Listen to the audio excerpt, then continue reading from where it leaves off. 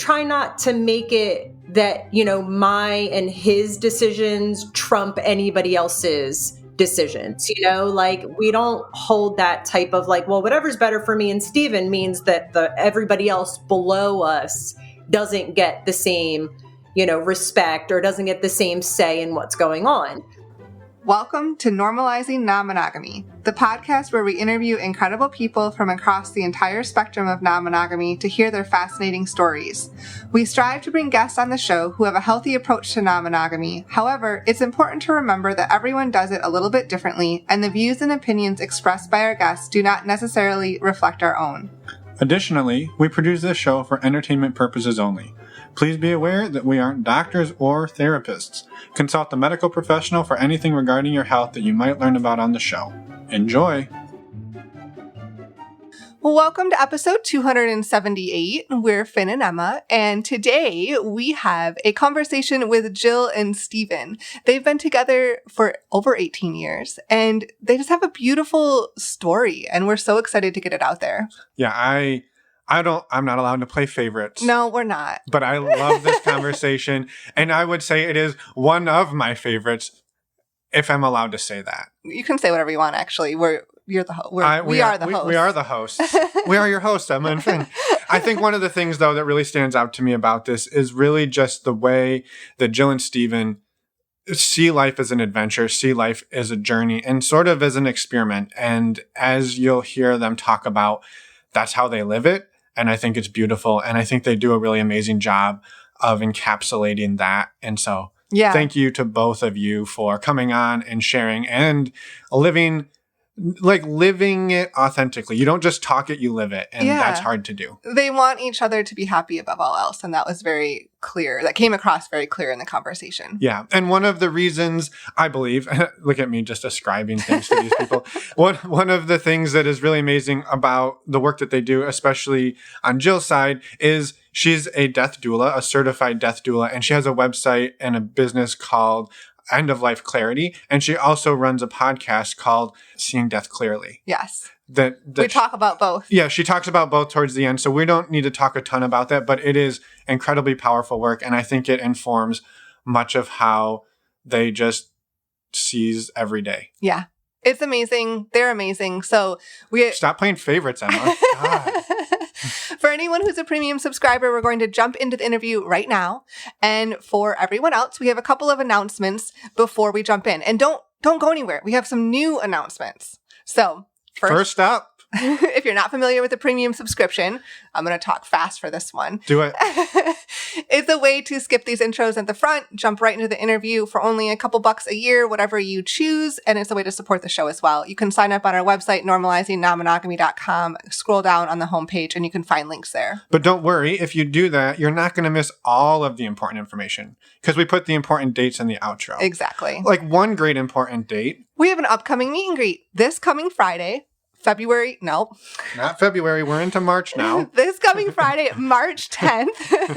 March 10th. Please don't make us go back and do February again. No. We have a virtual meet and greet. This is a great way to meet like-minded people, hang out for a couple hours, and just have fun, relax. And these are open to anyone. You just must be open-minded and respectful. To sign up, go to our website, normalizingnonmonogamy.com, and click on the events tab.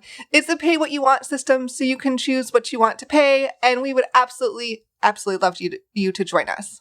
We would indeed. And while you're on that events page, you're going to notice another event. That's new. There's a new event on March 30th. It is called Dating Your Way. And we are doing a collaboration with Marie Tween, who actually was on one of our Focus Fridays episodes about compersion. She's a dating coach. She's written her PhD thesis on compersion. She's an all-around amazing human and friend of ours. And we are doing a collaborative workshop on dating being non-monogamous, and what we're going to talk about there. Actually, what Marie is going to talk about, we're just going to be there to be the peanut gallery. But how to clearly communicate your intentions and just clear communication, the best apps and ways to meet people, how to craft an amazing profile, and most importantly, how to make and how to bring the joy and meaning back to the practice of dating. Yes. And to make it fun. Exactly. We're super excited. It's going to be a this. fun workshop. Yeah, no, it is. We're super excited about this. To join, again, as we said, go to our website, normalizingnonmonogamy.com, click on the events tab. It's going to be happening on March 30th at 6 p.m. Pacific, 9 p.m. Eastern, and it costs $35 to join. Unless you're a member of our community. Then you get a discount. Then you get a $10 discount, which brings us to a wonderful piece of information about our community. Yes. So if you want to join our community, we have an online virtual community who also meets in person at times. It does, but yes, primarily online with some in-person events. Yeah, there's almost 300 people in there supporting each other every day, living together, laughing together, loving together, and it is a wonderful group of humans. We do monthly Q&A calls, we do a men's group, we do a women's group, we do it all, and it's fun. It's only $5 a month to join, and you can, on our website, clearly, normalizingnonmonogamy.com, click on the community tab. You can find out all of the information there. And just to be clear, you do not need to be a member of the community to join the meet and greets or to join the workshop. Correct. Or to join the next thing we're about to tell everybody about. Right. Which, if you've been listening the last few weeks, you've heard us talk about Southwest Love Fest, April 14th to the 16th in Tucson, Arizona. This is an amazing conference we're so excited to be part of. We're going to be hosting a workshop there. So we can't wait for that event. You can sign up and use the code EMMA for 10% off. Yeah, and you can just go right to Southwest Love Fest's website, or there's links in the podcast player below, or in our show notes. And they're not your show notes, they're our show notes. On our website, normalizingnonmonogamy.com, you click on the podcast tab, and you will see pictures and everything that all of our guests have ever talked about for almost 300 episodes listed there. So check that out. Yes. Last but not least, definitely not least, our favorite way to get what? We're going to say it at the same time. You want to do it? You want to do it? Our favorite way to get tested for STIs. SCCheck.com. Hold on. You went blurry. You get so fast. Say it slower. Say it slower. STDcheck.com. Thank you. Links are, again, in the show notes for the podcast or in your podcast player or on our resources page. If you use those links, you save $10, which brings the cost of a 10-panel test down to $129. This is an amazing service. It's fast. It's easy. It's simple. It's easy. It's simple. And it's pretty amazing. So check it out. All of the amazing humans who use it can't be wrong.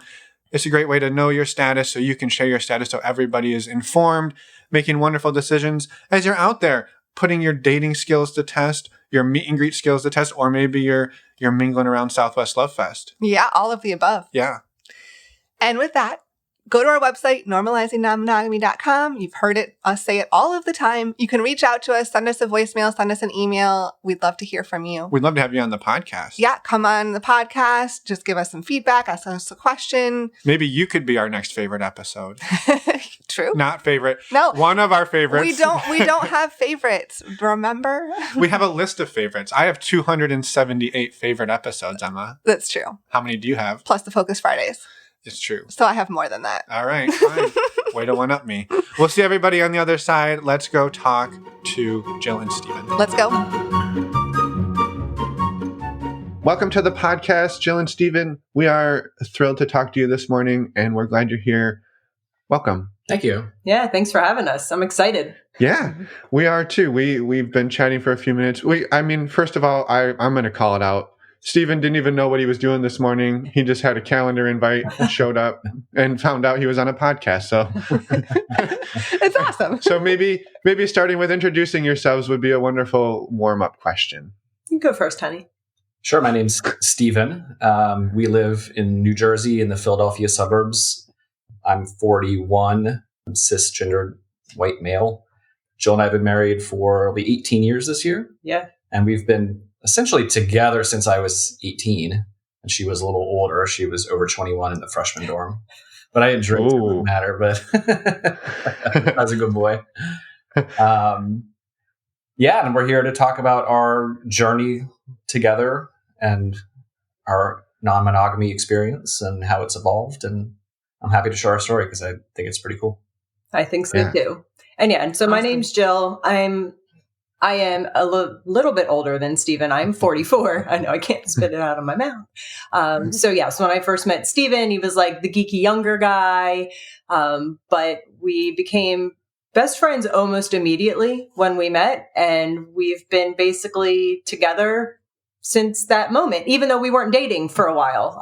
It took me a little bit of time to to realize that I liked Stephen more than just a friend. But like Stephen said, we live outside of Philly. I love this area. I was originally from New Jersey, even though I moved around a lot, came back home.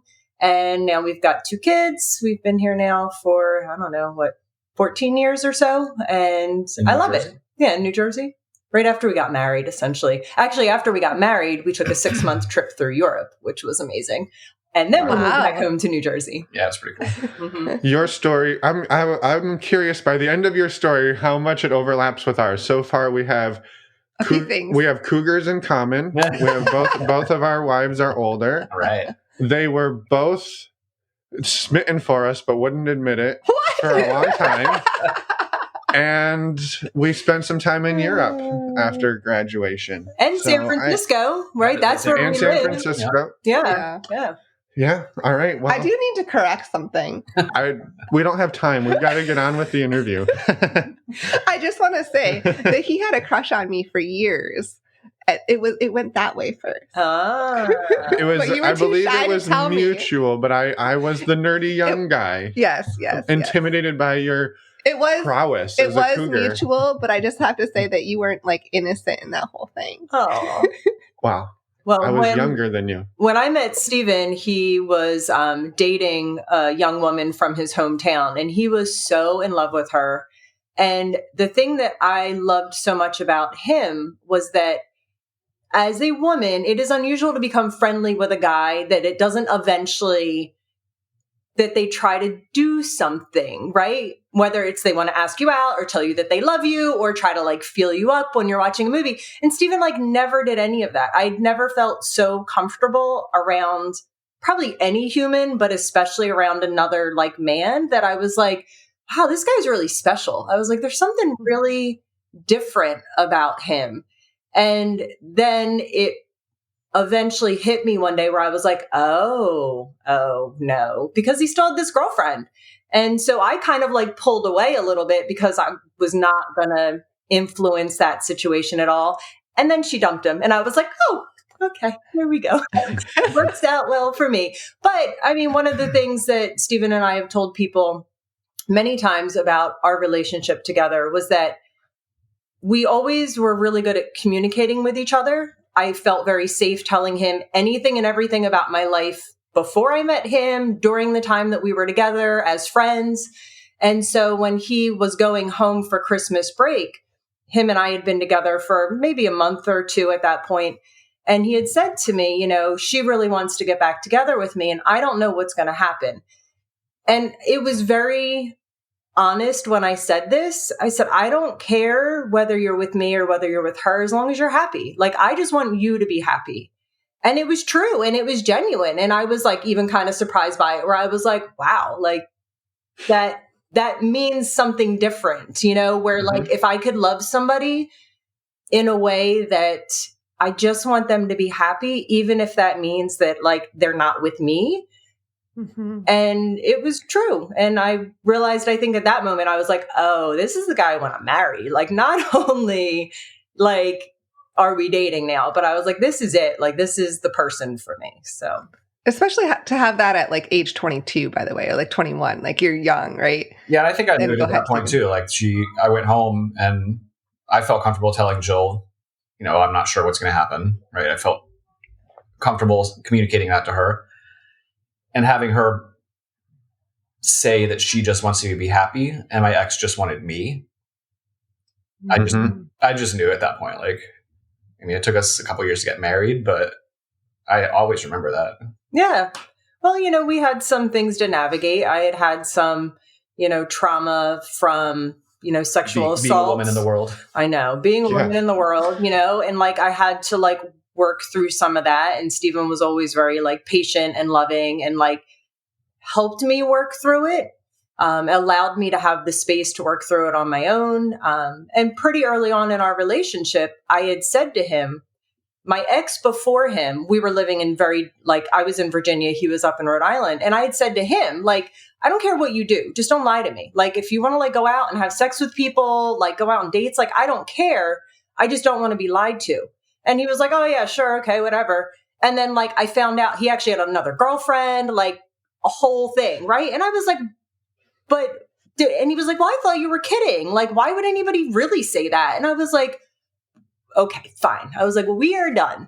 So like, again, Steven knew that whole story from when we were friends. So like when we really started to get together, I was kind of like, I mean, I really do mean that. Like, if you want to do anything with anybody else, I don't care. Just don't lie to me about it. I don't care about sex. And at that point, I wasn't sure about like another relationship.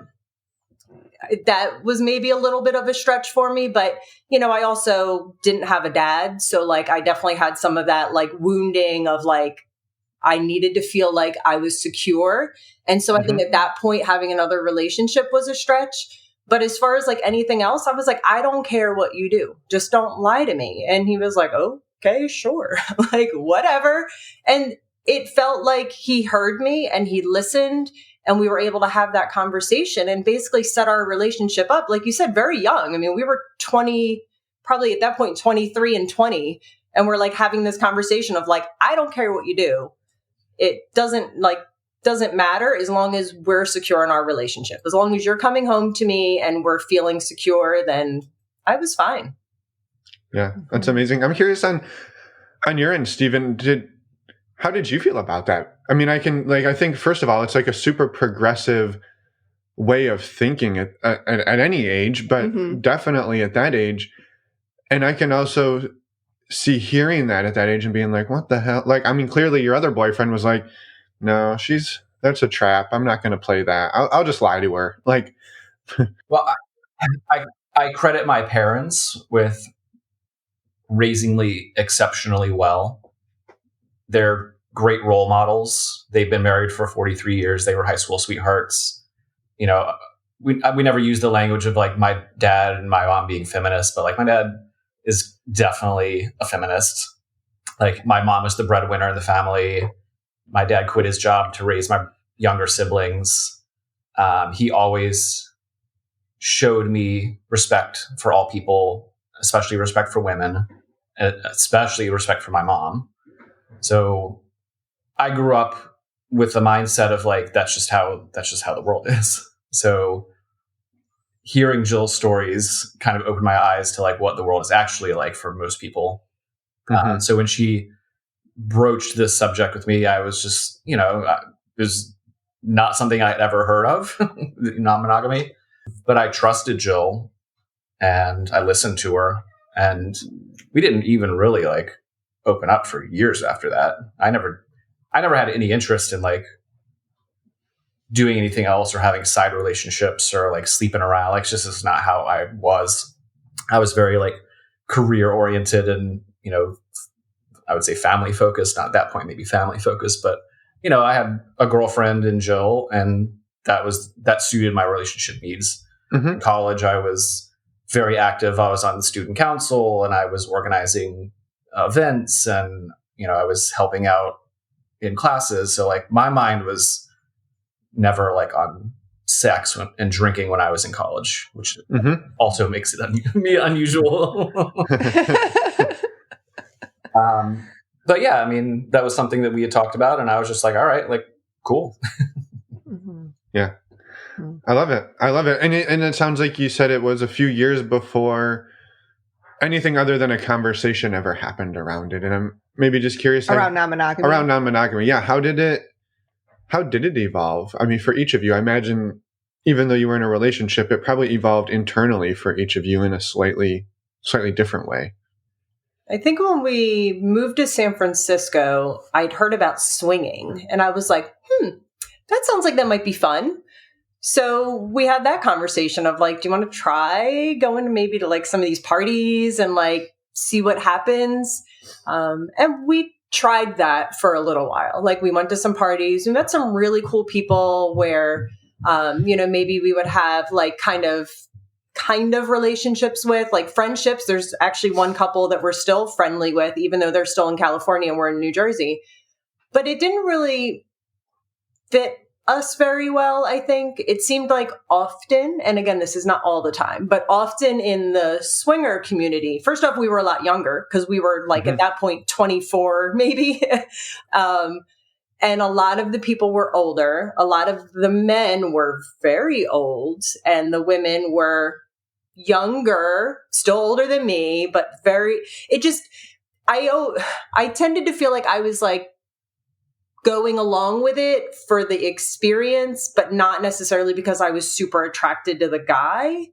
And so we just kind of were like, this is just not really for us. But like, again, we met some really cool people and we had some good times at some of these parties, but just wasn't for us. And so we were like, all right, well, I guess, we're still in an open relationship, and we continue to have conversations. We got married. We just talked about how we can still kind of do whatever we wanted. Just let's not lie to each other about it. And then the conversation got a little bit deeper about like, well, what about if it's a friend? Are we comfortable with that? Or is it only if it was like somebody that we didn't really know? Because if it's a friend, that makes it different. Like that's essentially a relationship that then is evolving into sex. And we weren't really comfortable with that yet. It was like, maybe let's not do that. And then it was like, okay, cool. And then we moved to New Jersey. We opened a bakery in a very small town. So we did nothing but work. Plus we lived in a small town. So again, it was still one of those things of like, well, this is still the rule, I say rule loosely, like that we could do whatever we want.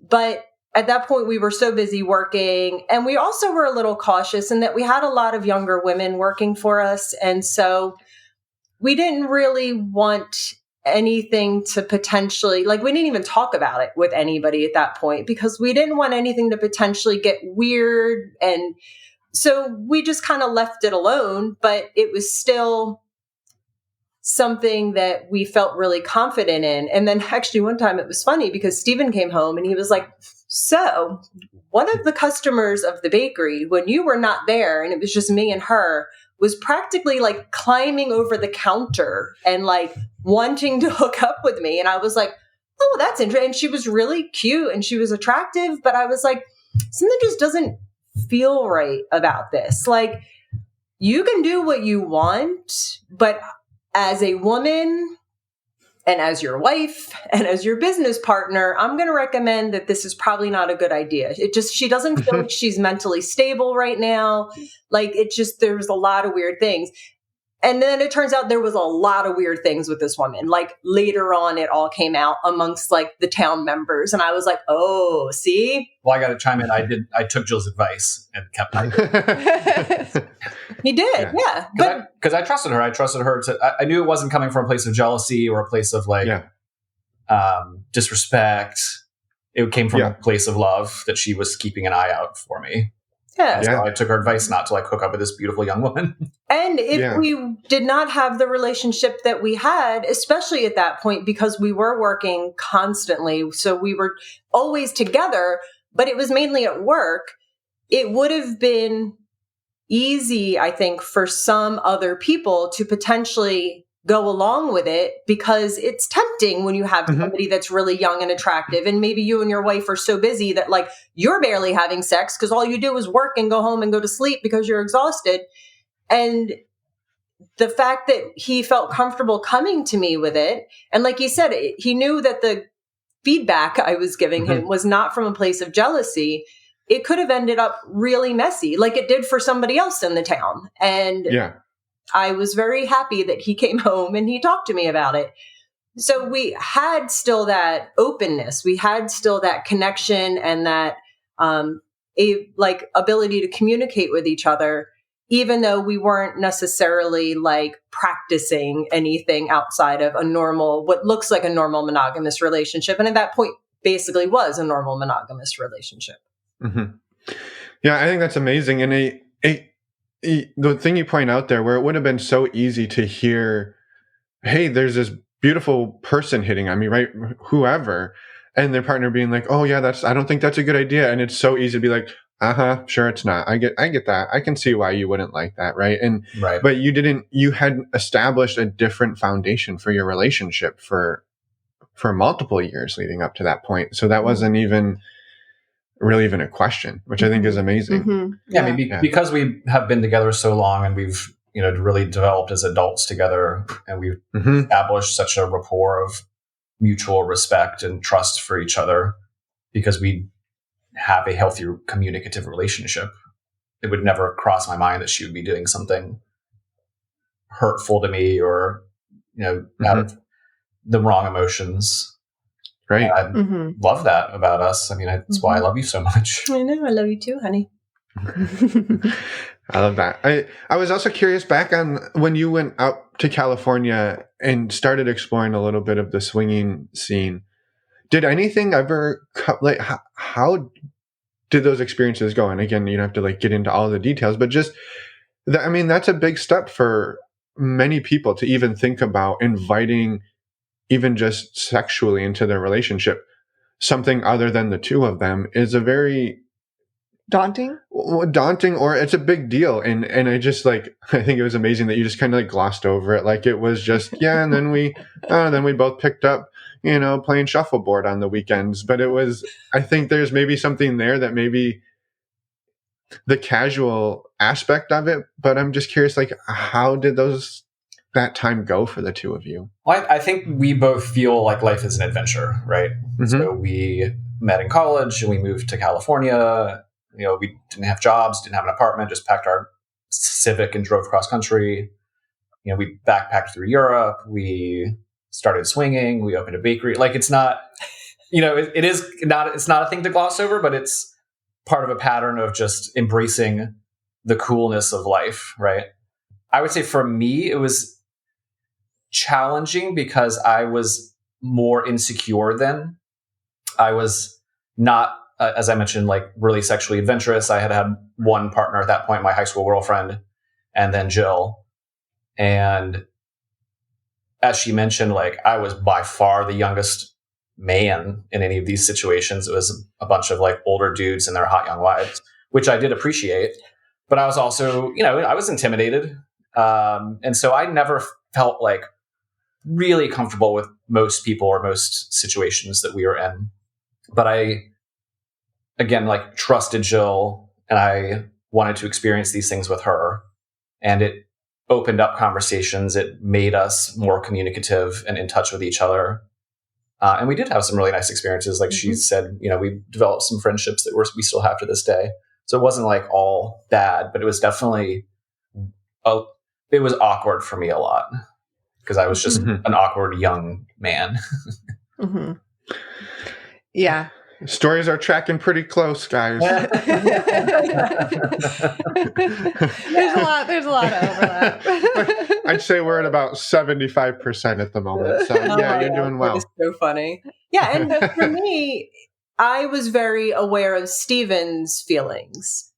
And so there was definitely times when a lot of what I was paying attention to was what he was doing, just to make sure that he felt comfortable, but also knowing that both of us felt safe enough to be no, if I'm not comfortable, I think we even had a secret signal. If one of us was ready to move on, and especially when you're at a party, there's people everywhere. And so there was times when we would be together, and then there was times when we would kind of gravitate apart from each other. So we were always kind of keeping an eye on each other and kind of looking for that secret signal of please, let's get out of here. And I don't think we could have gone into it if we didn't feel completely safe, that if I said, hey, we really have to go, even if he was having a great time, he would have been all right, I'm done. Let's go. Right. And we needed to have that, or else we wouldn't have been able to, especially being so young, go into this situation and navigate it. So it really was that foundation of trust and respect and communication that we started with that allowed us to try it out for a while and then kind of move on and just, I guess it just evolved. Our relationship has evolved, and then our relationship with non-monogamy has evolved as well, depending on what state of our life we've been in. Yeah. That makes complete sense. Yeah. And I'm glad you brought back the swinging. I was going to ask a question about that too. So I'm glad that you guys were able to touch on that. Because like, I like what you said, Stephen, of like, oh, it's just kind of like part of like, you just went through the checklist in some ways, like life's an adventure. This is part of it. But for a lot of people, that would be like, oh no, that's like a big piece.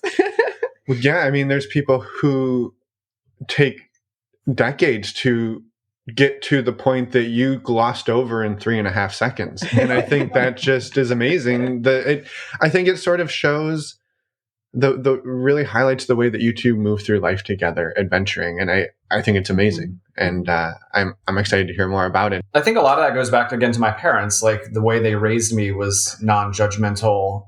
You know, I grew up without religion, so there's no shame attached to it for me.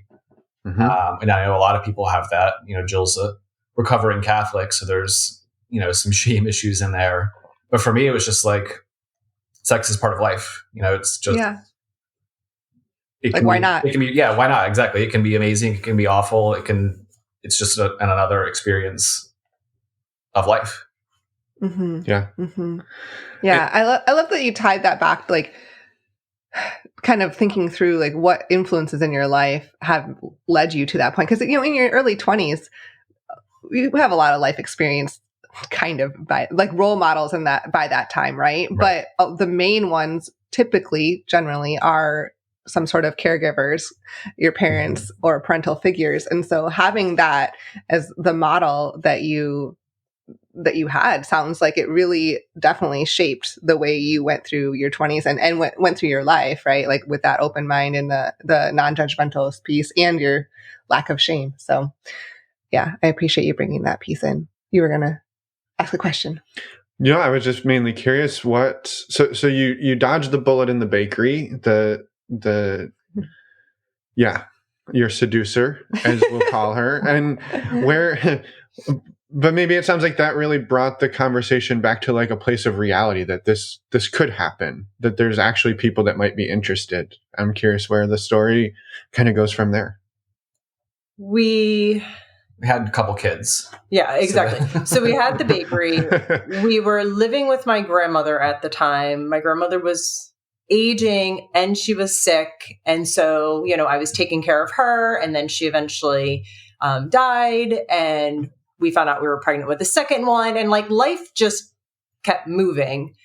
Mm-hmm. And then we closed our bakery because Stephen had to get a real job, because it turns out that in the United States anymore, you can't have mom and pop businesses. Somebody needs like a real income with like insurance. So he went to work in the city.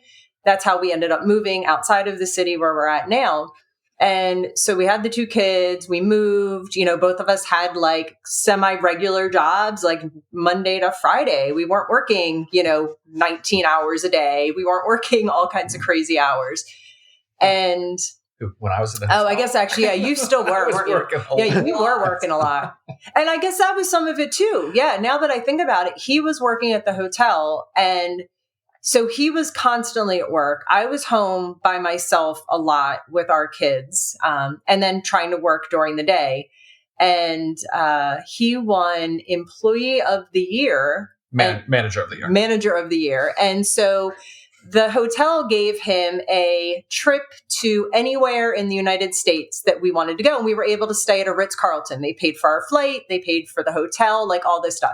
So we were like, we're going back to California. Like we are 100% going back to California. So we stayed at the Ritz-Carlton in San Francisco for a couple nights, and then drove down the coast, went to, where was that one? Down south. Laguna Niguel, which was amazing. It was like right on the ocean. Mm-hmm. I mean, oh God, it was amazing. We used to live about a mile from that hotel, and it is absolutely stunning. One of the most beautiful places It's amazing. And we had to go for free. So that was pretty cool. But when we took that trip out there, we were not spending a lot of time together because, you know, we had 2 little kids. I think our daughter was maybe a year old at that time.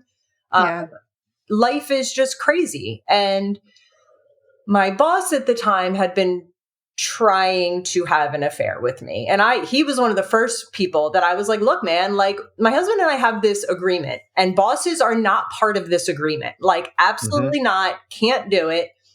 but I was lonely. And so like, I felt like the attraction to the attention. And so when Stephen and I went out to California and we were able to like be together again and spend time together, we had the conversation where I was like, look, you know, like I'm lonely. I don't see you. Like this got closer than I'm comfortable with because I needed interaction.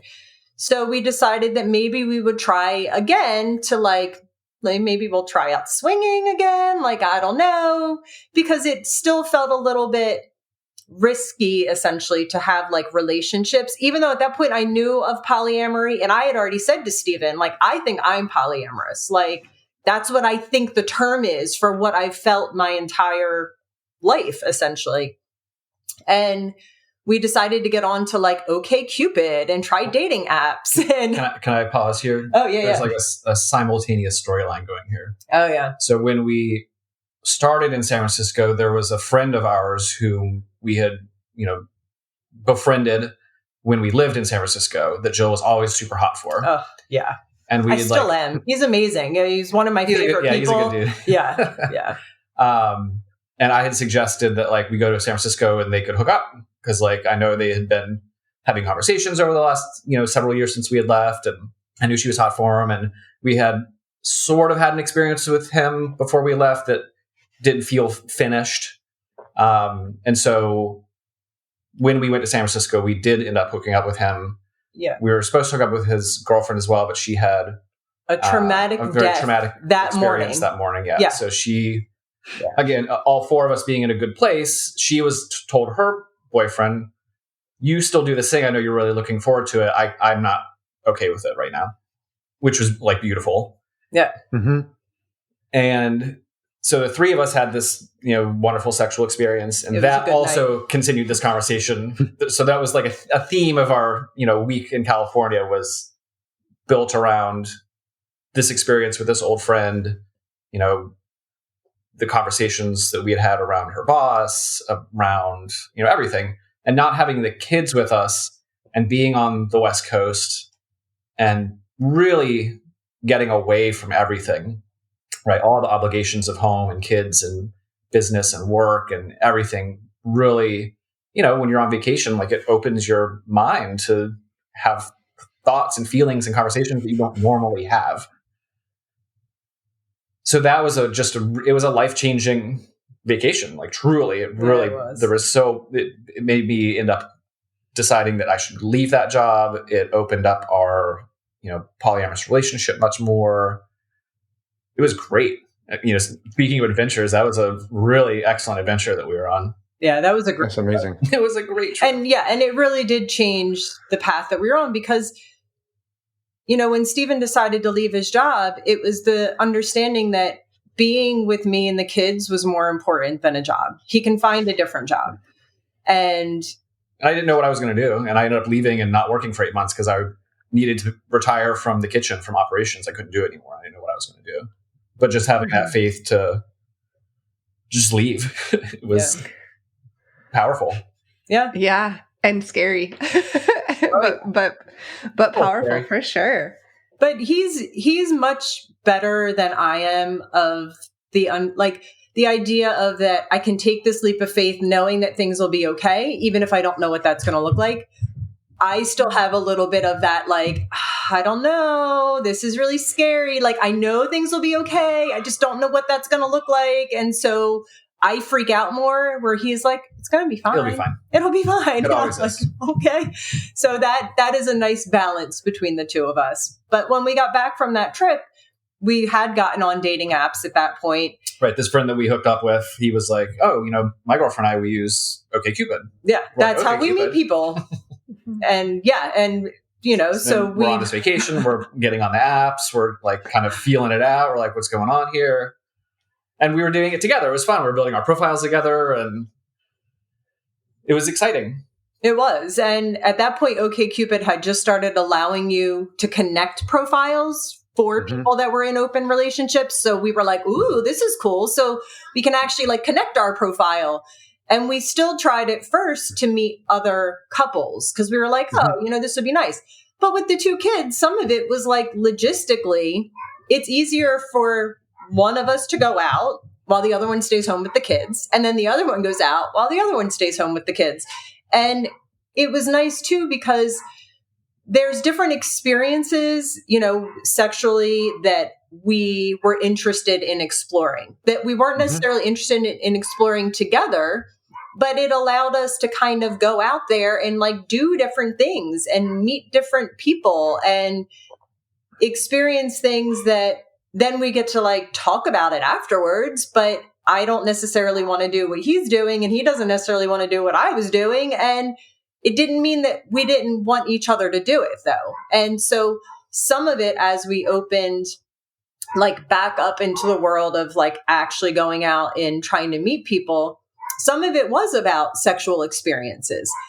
But a lot of it also for us was we were meeting really cool people that I would not have met if it wasn't for the fact that we had this relationship style. And there's people that I'm still really close friends with, and Steven's really like close friends with people that he dated that were not necessarily in those relationships in that way anymore, but we're able to still have those friendships, and those relationships have again evolved over time where we are still very close to those people. We still love them, but we're not necessarily in romantic or sexual relationships anymore.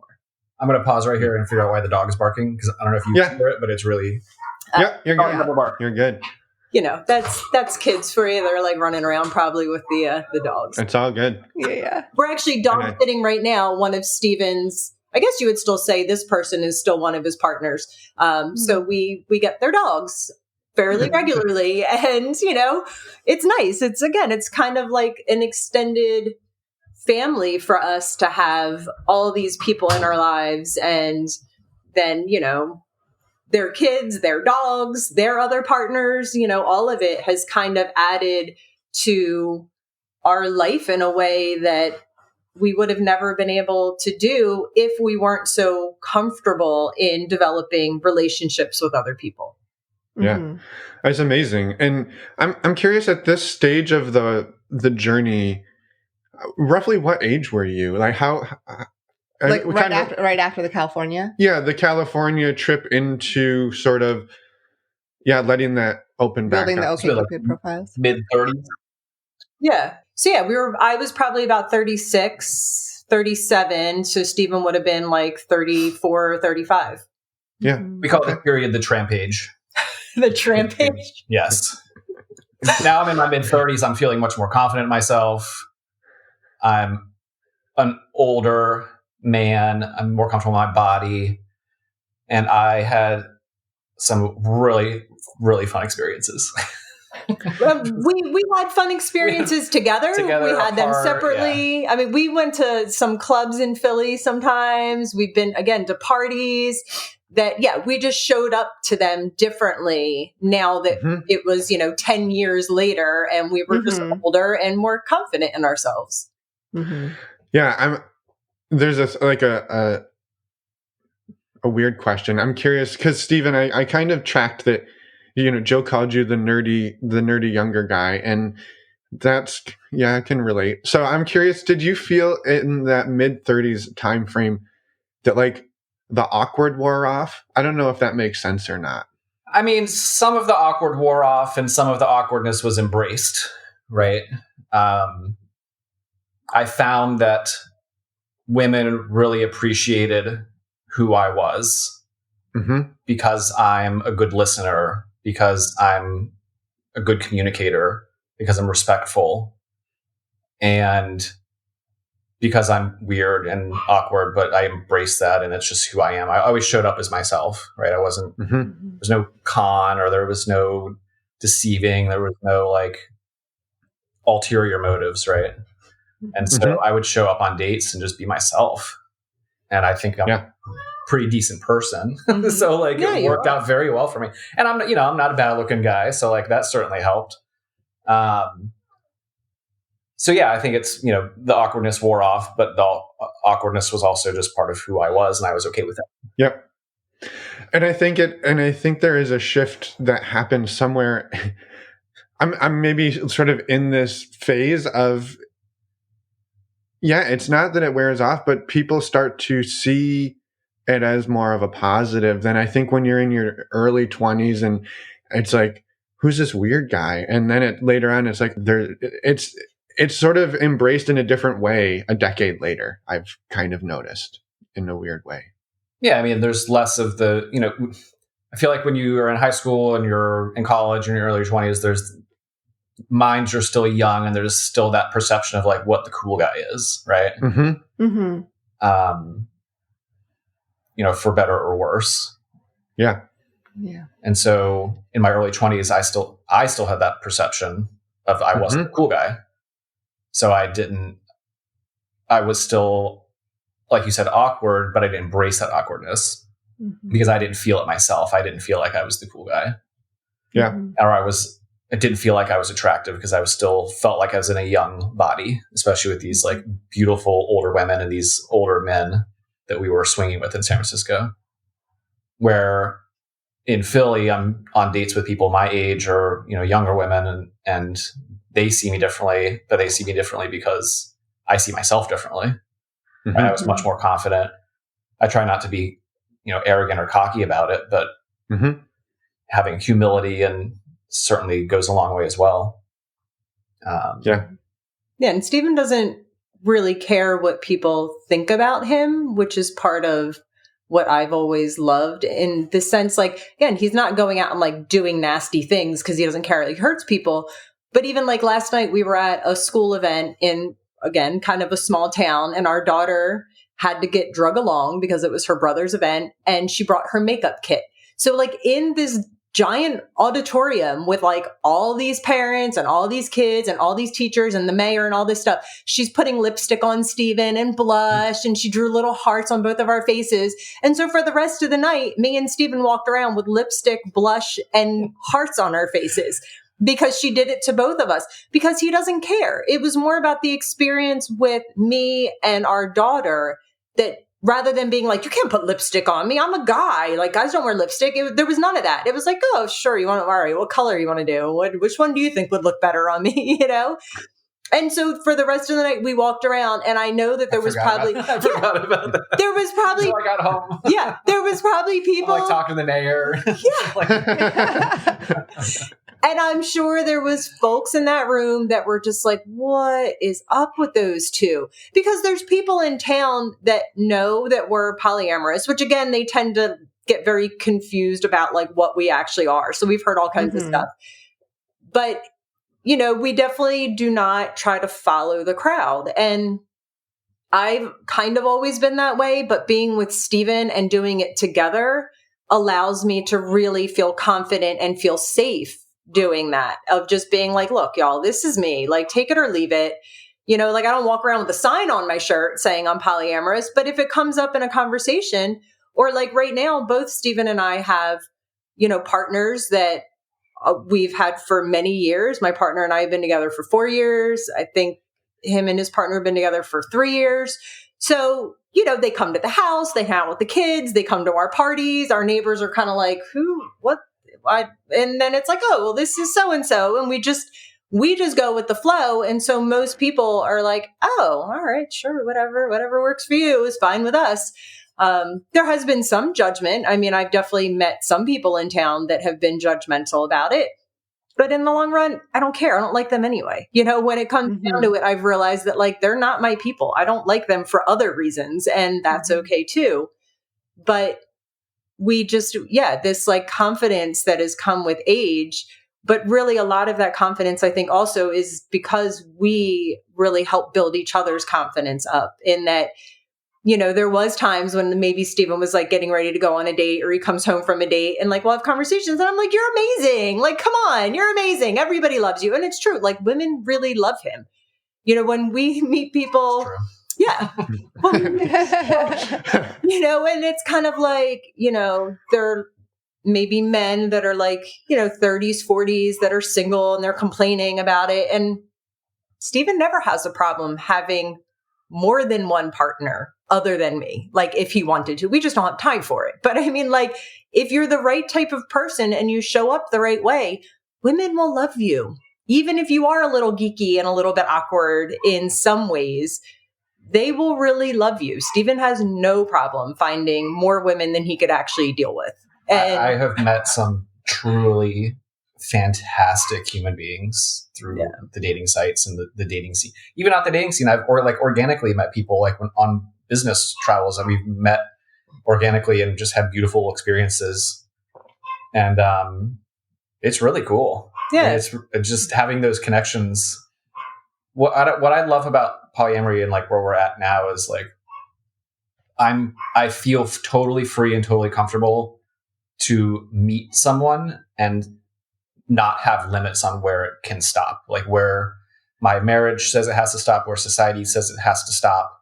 And so, it doesn't happen very often, and it hasn't happened in a couple of years now, but like knowing that I could meet somebody and then just see where it goes is really fun and liberating and exciting and potentially beautiful, right? Yeah, my partner and I met organically. It wasn't on a dating site. It was at a meditation center that we go to together, and just over many months of interacting with each other, then eventually it was kind of like, well, I mean, do you want to get coffee sometimes? And then I had to kind of put it out there and be like, so here's the deal. Like, my husband and I were polyamorous. Like, I'm not even asking you to get coffee necessarily as like a date, but like, I would like to spend more time with you outside of this space and just talk, because we had a lot of things in common that we like to talk about. And he was like, whoa, wait, okay, what? And I was like, here's the deal. This is how it works. And then it just kind of grew from there. But it really was not, something that I ever intended to happen. But it is a beautiful relationship that I would not have been able to pursue if Stephen and I didn't have the relationship style that we have. Because essentially with, probably most other husbands that I could have ended up marrying, if I would have said, hey, I met this guy at my meditation center and I was hoping we could get coffee together sometime so we could get to know each other or just have this conversation, I wouldn't have been allowed to, And in this case, I came home and I was like, Stephen, I was like, I gave my number to this guy. Actually, I remember that. It was really fun. He was picking me up actually for a Christmas party. So it was I was wearing this like crazy Christmas sweater with this weird Santa hat on my head, just like just strange as night.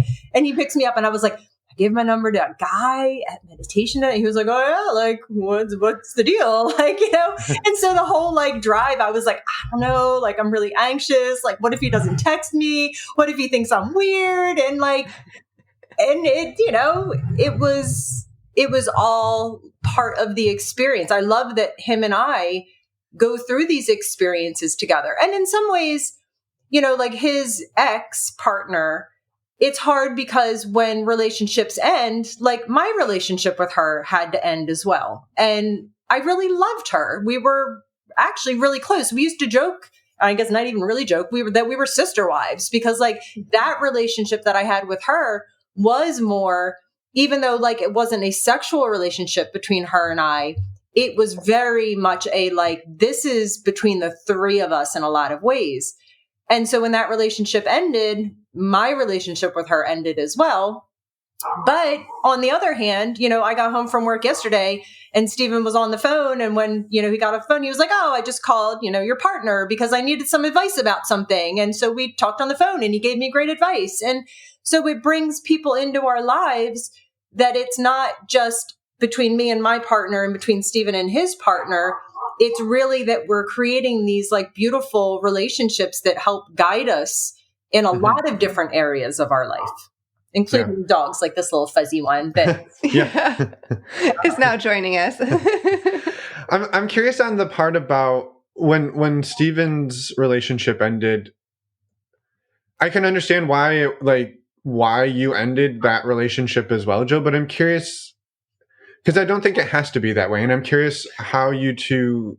Wait, I think maybe, was it your partner's partner? Your other, like your boyfriend's partner? No. So her metamor relationship. Yes. It was Stephen, right, which would also be a metamor. That would also be a metamor. Yes. My metamor, who was Stephen's partner. So she actually chose to end the relationship with both of us. She just needed to have that split essentially. Plus, like with a lot of things in life, in some ways, the ending of the relationship was when I finally had to kind of come forward and be like, look, like this is not working for me and my family. Like we can have this discussion, you know, we can work through all of this together, but this is where I need to interject and say, I feel like my children are potentially being harmed. And so I need to put a stop to some of this. And so, you know, I'm very sweet and very loving and very kind, but I'm also very fiercely protective of my children.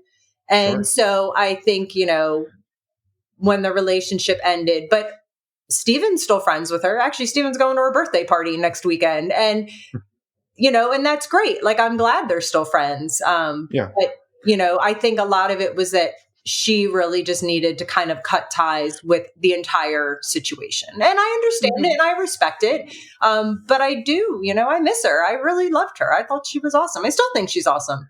Yeah. Yeah. And I appreciate just even that little extra piece, because what I think I took away from that was that's not like a rule that you two live by, that, well, if one of us ends our relationship with a partner, the metamor relationship gets severed as well. That was sort of just a function of that relationship and how that one worked out. And I think I just wanted to ask that question because I could hear people saying like, oh, well, yeah, Stephen and her ended the relationship, so of course, yeah, she just gets cut out. But that's not really the reality. Not at all. And honestly, we didn't really have rules. Really, the only rules we ever had were don't get yourself killed and don't be an asshole, and that's really it.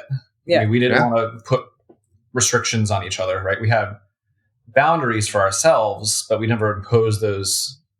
Well, they're not boundaries if you impose them on somebody else, but. We have enough mutual respect and trust in each other that we didn't need or feel the desire to put all these like rules in place. We felt it overly complicated things and not set traps, but like we're of the mindset, like if you truly love someone, you let it go. Right. So we gave each other the freedom to be ourselves, however that looks like, as long as we didn't get ourselves killed and we were an asshole to each other. Yeah.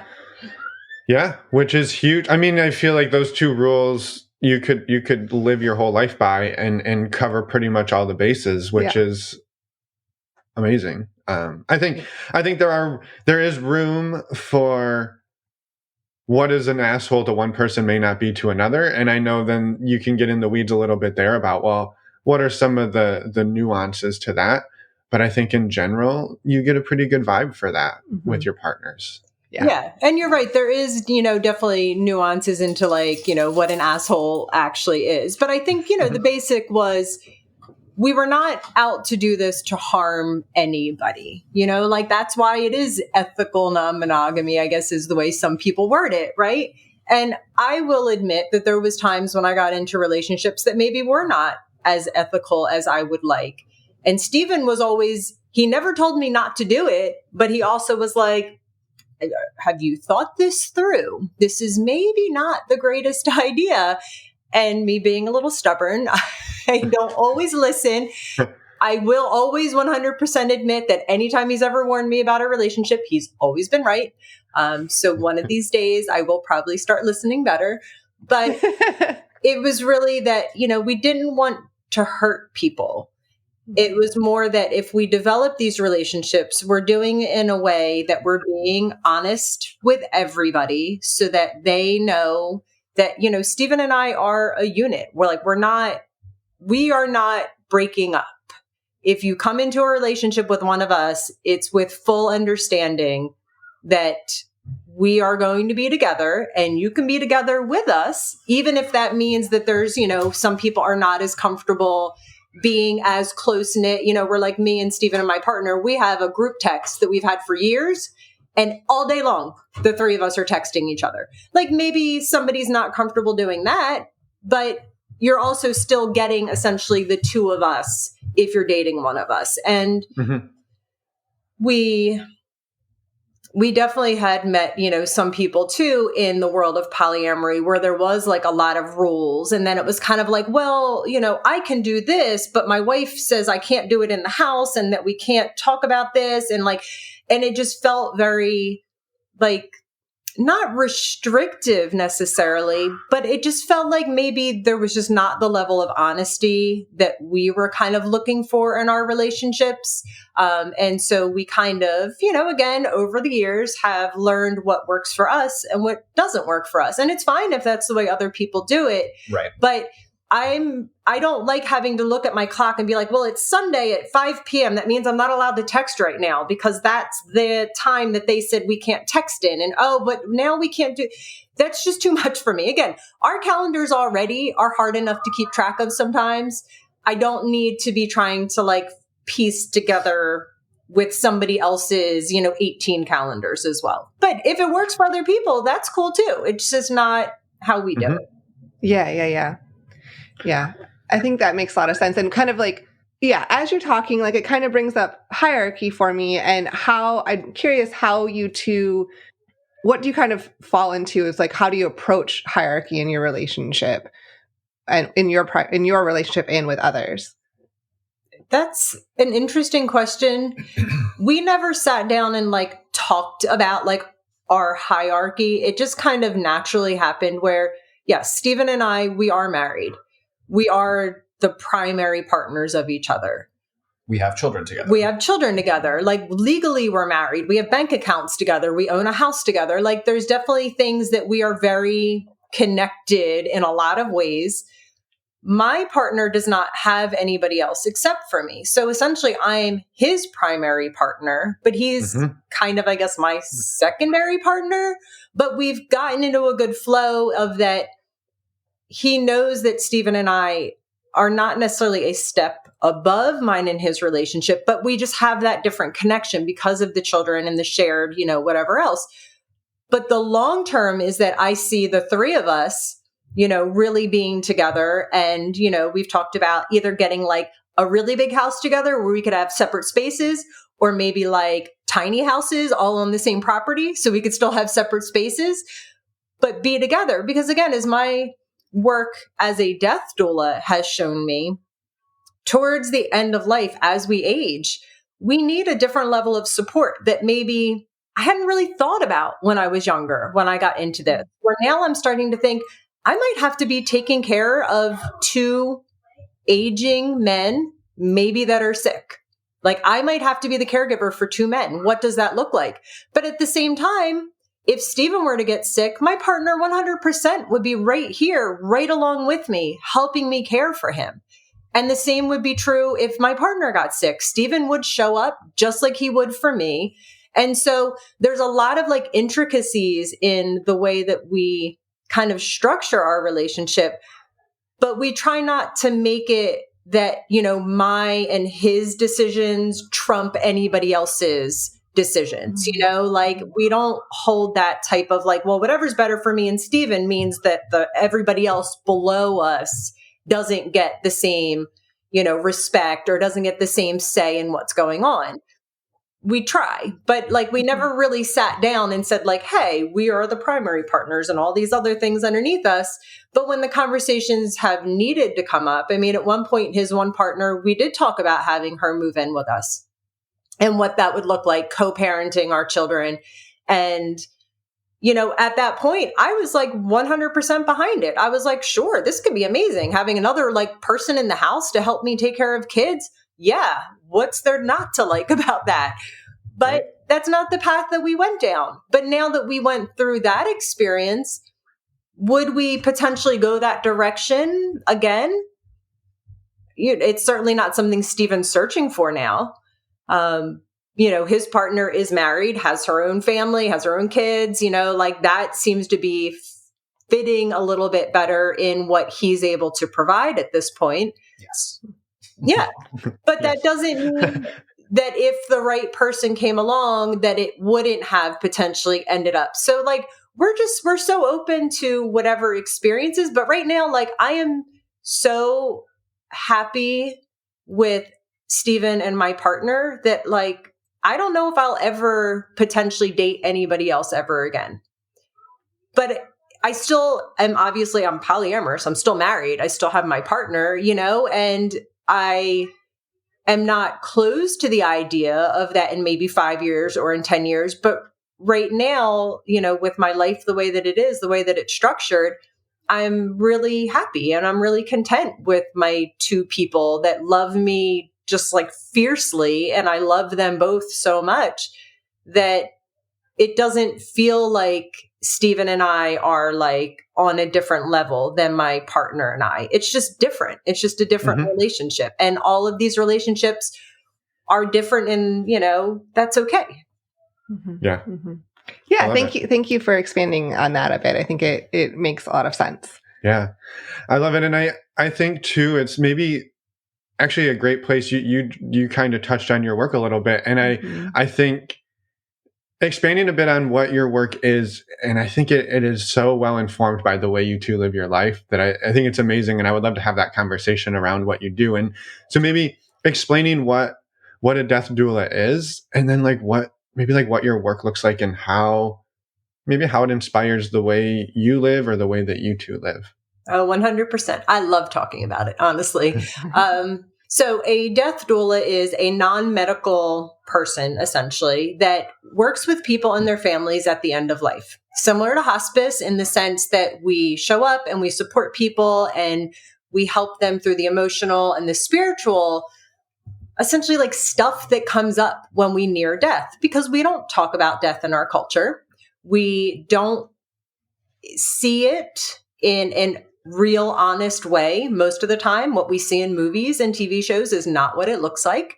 And most of us have never seen somebody close to us. It's very, separated. It happens in a hospital or it happens somewhere else, especially when you're children. You don't get to see it.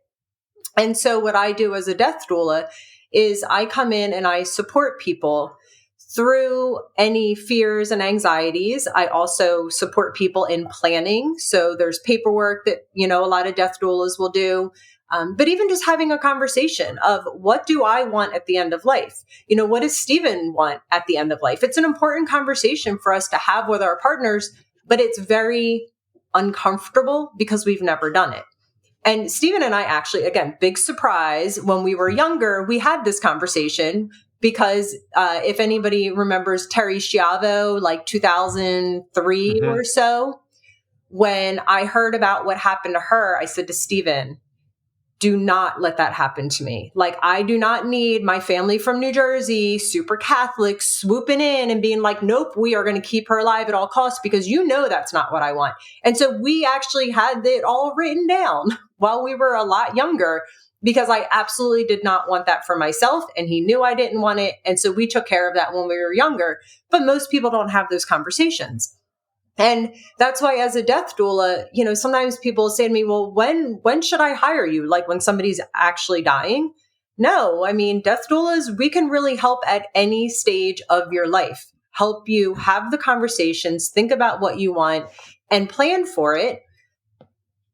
And we also, not all death doulas, but I do work a lot with grief, because I find that, again, as a culture, we don't deal well with grief. We don't grieve properly. A lot of things, even the ending of relationships. That's something that I've had to really kind of work through with being polyamorous is, we have all these different relationships, and when they shift and when they change and when they end, some of it is really sad.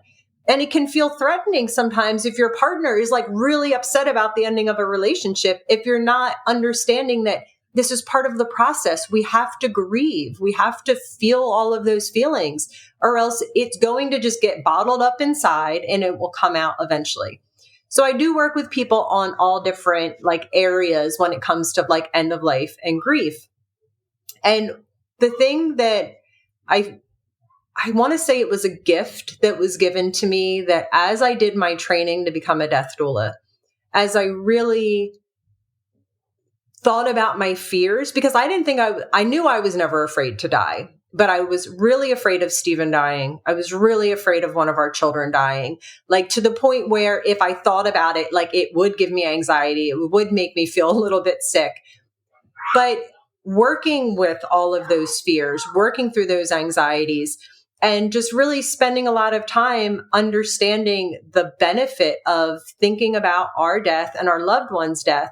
There's a lot of religious traditions that do that. So I'm actually Buddhist. I took my vows about a year ago. And in the Buddhist tradition, that's one of the things that they tell you is to meditate on the fact that you are going to die. Everybody that you love is going to die, because that will really bring you to this almost like spiritual enlightenment state. That's one of the steps to like really getting there. And I noticed that over time, the more that I really honored my fears and anxieties, honored my old grief. I didn't realize that I had never grieved my grandfather that died when I was 4 until I started going through some of these exercises and like working through some of these different things and being like, wow, I'm actually really sad that he died. And I never was able to like have closure with that. I never got to say goodbye to him. I didn't get to go to his funeral. Like my family really was kind of like, one day he was there, one day he was gone, and that was kind of the end of it. And I had that grief stored up inside of me. I never grieved the fact that like my father was never around, which caused me a lot of problems as I got older. So working through all that allowed me to now I'm more patient with my family. I'm much more present with my family. When I'm here, I'm here. I'm here for this experience. I'm here for this conversation. I'm not thinking about what I need to do or stressing about something that I already did and I wish I could do differently. And it brought me to this place of really just living so much in the moment, because I know that in the long run, whether it happens tomorrow or whether it happens when I'm 98, one day this is not going to be here. One day I'm not going to be able to like physically touch this person next to me that I love so much. Even if I believe in reincarnation, even if I believe that maybe, you know, my soul goes on somewhere else, my body is not going to be here. This version of me and this version of Stephen is not going to be here. So it's just allowed me to appreciate my life in a way that I wasn't able to do before this. And that's some of the work that I like to do with people too. That's why I started a podcast myself, because I love having these conversations and really letting people listen to conversations. And the biggest compliment that I've gotten about my podcast is your conversations are calming and they're really beautiful. They're not scary and all these things that I thought it was going to be when you talk about death. I'm like, well, no, it doesn't have to be that way. But because we've never done it, some people have never said the word death or dying out loud. They'll say, oh, they passed away, or, you know, I'm sorry you lost them. No, you didn't lose them. They died. And that's okay. It's okay to say that. But because we've never done it, it seems really scary. And so there's that fear and that anxiety leading up to it. Then when you start the conversation, it's really not as hard as it feels like it's going to be. What's the name of your podcast? It's called Seeing Death Clearly. And Stephen actually was my first interview. I was like, all right. I was like, you're going to be my first one. And, you know, again, we've always been really good about talking about things that are uncomfortable. And it was a beautiful conversation. And it was a great way to start off my podcast, because I knew that I would feel really confident and comfortable talking to Stephen first versus somebody else. And then, I don't know, potentially not knowing what to say, even though I never have knowing what to say. I love it. And what is the basis of your podcast? Like, what is the premise of it? I want to have open, honest conversations with people about their experiences in life around death and dying and their beliefs about it.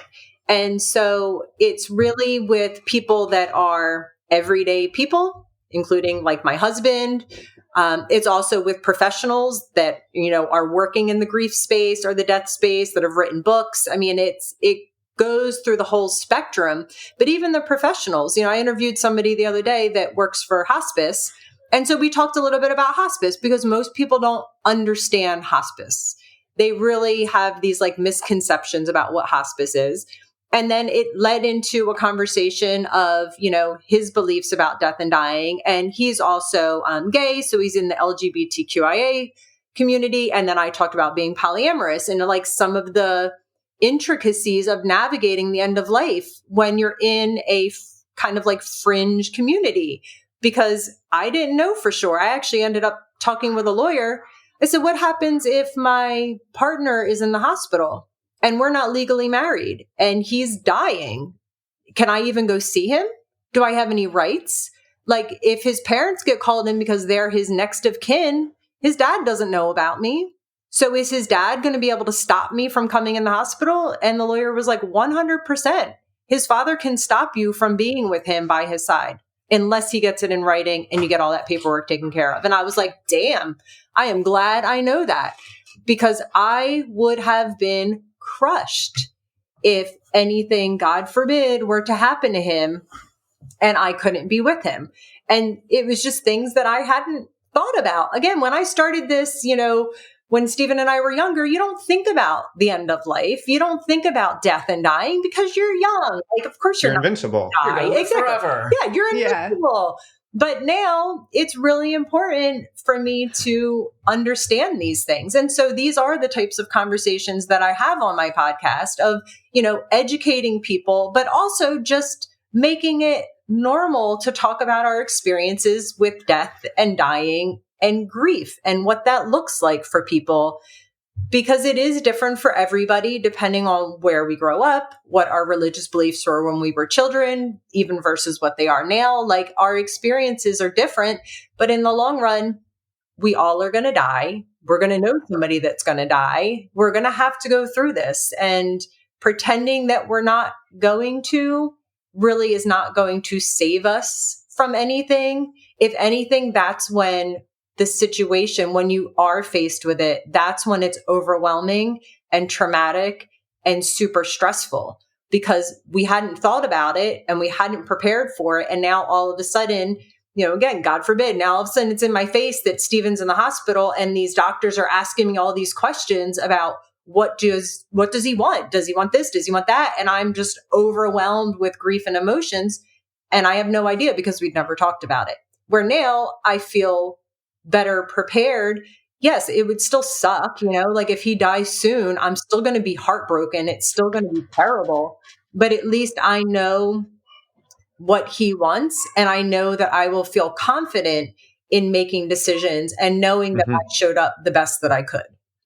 Mm-hmm. Yeah. Mm-hmm. I love it. Yeah. Thank you for explaining all of that and sharing, and for all of the work that goes into that too. I think it's incredible, and I'm excited to share your work in the podcast with our community as well. So, well, thank you. I appreciate it, because it is important in our community to really think about these things and have these conversations. It will save a lot of us heartache and grief if we can have these conversations. And again, just get it down in writing if you have a long-term partner that you're not legally married to, because you don't want to end up in that position where you can't be with the person that you love, because our society is set up for monogamous, traditional relationships.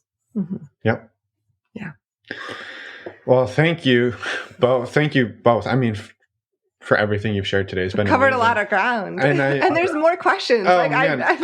We could talk for the next 5 hours, but we'll be respectful of your time. I would just maybe, is there anything that we didn't ask about or talk about that you both feel the passion to get out into the world? For me, the one thing that I want people to truly understand is that it's normal for people to have relationship styles like this. It's normal for us to develop these relationships. And we get questions a lot about, like, what about your children? What about your children? Our children, honestly, are happy and they're healthy and they love our partners. It's not damaging them in any way. What damages them is when other people judge it and then say shitty things to them about their parents. But I check in with the kids all the time, and our children will say, like, oh, my mom goes to her boyfriend's house on the weekends. And then her friends will be like, well, I thought your parents are married. Did they break up? Like, well, no, they're still married. Wait, your mom's got a boyfriend? Yeah. And my dad's got a girlfriend. And then they move on, because kids are kind of like, oh, okay, whatever. And they move on and they don't care. Yep. Because I was worried about that. Like, oh, are their friends going to judge her? And she was like, my friends don't care. They are confused at first, but they don't care.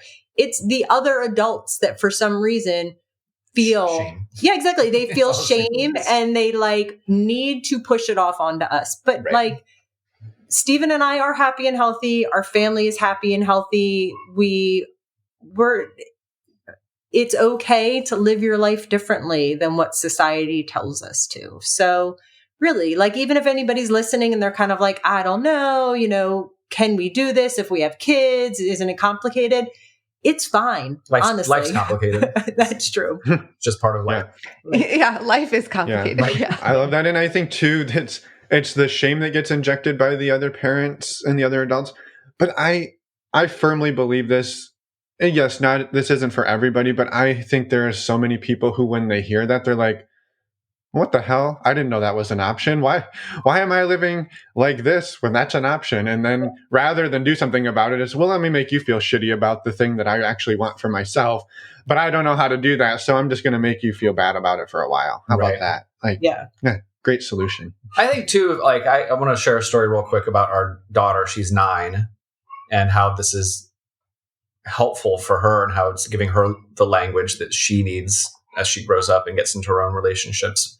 My partner and I, we've been together about 3 years, and, she's married and she's got kids, and we have a wonderful, wonderful thing going.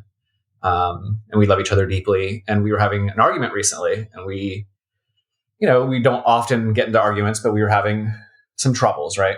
So our daughter was like, Dad, what's wrong? I can tell something's wrong. I'm like, no, I'm fine. She's like, no, really, you can talk to me. So I'm like, all right. This is what's going on. We're having a disagreement, and I told her all about it, and she listened, and she affirmed both of our feelings. She was like, well, I don't think Miss Page has anything to be worried about, but I think you're doing the right thing. And it was really sweet and really affirming, and she was genuinely interested, and there was no like awkwardness that like she's talking to her dad about her dad's and his girlfriend's relationship, even though like mom's in the next room, right? And then the next morning she like followed up. She's like, so how are you and Miss Page doing? Yeah. And like, it was just cool, right? Yeah. I think it's helping her to have the language, and we're modeling good relationship behaviors with her, both as a married couple and as both as married parents and dating parents, right? Mm-hmm. I know. That happened recently, and I just thought it was really cool and like really affirming to the lifestyle that we have, that we're modeling this behavior for our kids, and it's going to really help them as they get older. Yeah, you're modeling like authentic communication, right? Like, yeah. And how cool that she like even checks in the next day. I know, right? She checked Amazing. in. How are you two doing? And I was just like so proud. Yeah. And of course, it's always age appropriate conversation. Sure. Like I think our 12-year-old has a little grasp on what sex is, but I think like our daughter thinks like when I go to my partner's on the weekend, I think she thinks like we watch movies together, and like we do, so like it is still age appropriate, but it's still in a way that, I'm not hiding anything, I'm not trying to be like, there's any shame in the way that, even though at first part of me wanted to be like, maybe don't tell your friends that like I have a boyfriend, because again, I was worried about it. But then I thought, no, I'm not going to teach her to feel any shame. And so we try to have those conversations in a very open, honest, but also age appropriate way. Like you should have about everything, whether it's sex or death or anything else in life. Right. When my partner and I are having like private time, we talked to our therapist about this, because we're like, how do we see a family therapist, like all of us. I was like, how do I communicate to the girls? Because our daughter and my partner's daughter are roughly the same age and are like best friends. And our therapist was like, well, why don't you just tell them you're making out? And I was like, oh, that's a great idea. So then that's like, not a code word, but like when we need private time, we just tell the girls, we're going to make out. And the girls were like, gross, like we're out of here, like here, have your private time. And it works out because it's like super age appropriate, right? They know what making out is, but it's also honest, like that's what's going on. We don't need to make it age inappropriate. Yeah. Right. But like finding that language, finding it or making it age appropriate, but being honest about like what's going on. It's all it's good. It's healthy. It's healthy behaviors. Yeah. And it's part of the journey. It's part of the learning experience of being a human and being in a marriage together and being polyamorous and all the things. Yeah. Yeah. You're not going to nail it every time, right? We're not like pretending like we're not being physical, right? Because we don't want to associate shame with that. We're getting physical. We're making out. Biggest harm. Right. And they understand what that means. There's no guessing there. But they don't need to know more than that. Correct. Yep. Yep. Yeah. I love it. No, that's great. Yeah. And I also love that you mentioned too, like, we're all just human. We're all trying our best. We're doing the best we can. And we're still human and we're going to make mistakes. Mm-hmm. But if you can lead with authenticity and integrity, can make a huge... Don't be an asshole. Right. Don't be an asshole. Yeah. Don't be an asshole. That's the theme for today, for this whole weekend. And then maybe we'll take it into the rest of our lives. Perfect. I love it. Thank you both for this. Thank you. This was an amazing conversation. So thank you, and have a wonderful rest of your Saturday and weekend. Yes, thank you as well. Thank you so much. Say hi to the West Coast for us. We will. And we're back. Thank you so much, Jill and Stephen, for such an amazing conversation and for sharing everything that you did. We love talking to you. And thank you, Jill, for the work you're doing too. Just a quick reminder, Jill's business, End of Life Clarity, and her podcast, Seeing Death Clearly. So we highly encourage you to check both of those out. Links to both of them are in the show notes over at our website. We would love for you to check it out.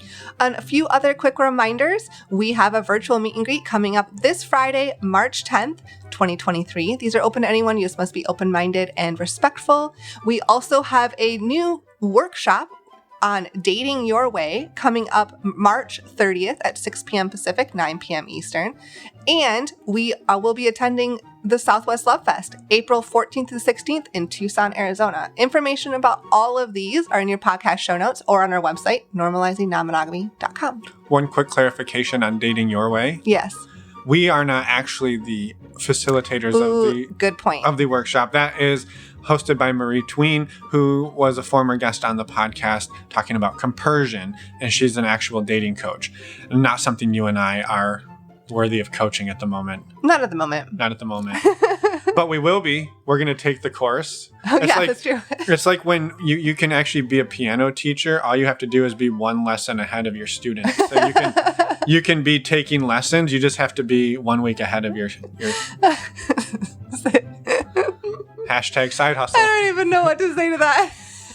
But sure. That actually happened in a sitcom. Uh-huh. Yeah. Go for it. No? King of Queens. back when Jerry Stiller was still around, and he wanted to teach kids how to play piano, so he was taking piano lessons, and he was just 1 week ahead. Recipe for success. Anyway, you're welcome. You're showing your age. Thank you for indulging. Thank you for indulging me. I'm going to stop now. You're going to stop? I was going to say. Next week, if you want to talk about my age, hey, this was the cougar episode. You and Jill are both cougars. That's true. Yes. Yeah. That's true. Preying on us young defenseless, nerdy men. Don't even go there. Don't even go there. Anyway, next week, we have an interview with Laura, who hosts the Ready for Polyamory podcast. Which, by the way, we were on. We were a few weeks ago. So if you want to Google that, you could find links to listen to us talk to Laura on her show. Yep. And until next week, you've got lots of things you can go sign up for. Yes. So we expect you to go do all of that, and we'll see you in a week. Bye, everyone. Thanks for listening.